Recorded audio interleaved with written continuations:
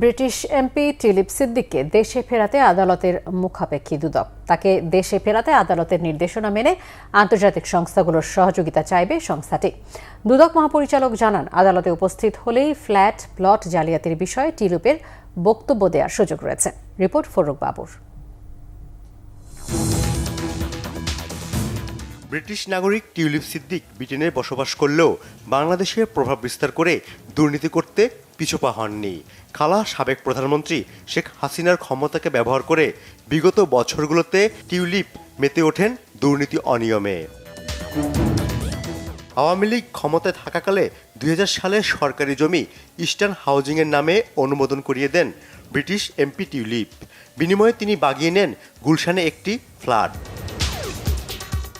একইভাবে 2022 সালে পূর্বাঞ্চলে পরিবারের সদস্যদের নামে রাজুকের প্লট বরাদ্দ পেতে প্রভাব খাটান টিউলিপ। এই ঘটনায় তার বিরুদ্ধে গ্রেপ্তারি পরোয়ানা জারি হয়েছে। এদিকে একাধিক মামলায় আগামী 27 ও 29 এপ্রিল টিউলিপের আদালতে হাজির হবার দিন নির্ধারণ রয়েছে। বিজ্ঞ আদালত যেভাবে আমাদেরকে নির্দেশনা দিবেন সেভাবেই প্রয়োজনীয় আইনানুগ ব্যবস্থা নেওয়া হবে। এদিন 87 কোটি টাকার জমি 1000 কোটি টাকা দেখিয়ে বন্ডের মাধ্যমে গ্রাহকের কাছ থেকে অর্থ হাতিয়ে নেয়ার অভিযোগে বেক্সিমকো গ্রুপের চেয়ারম্যান সালমান এফ রহমান, তার ছেলে শায়ান রহমান সহ মোট 30 জনের বিরুদ্ধে মামলা করেছে দুদক। 200 কোটি টাকার এফডিআর করে বাকি 800 কোটি টাকা উত্তোলনপূর্বক বেক্সিমকো গ্রুপে, যেটা এটার সাথে সম্পর্কিত ছিল না, বেক্সিমকো গ্রুপের বিভিন্ন প্রতিষ্ঠানে এই টাকা স্থানান্তর করে এই টাকা আত্মসাৎ করা হয়েছে।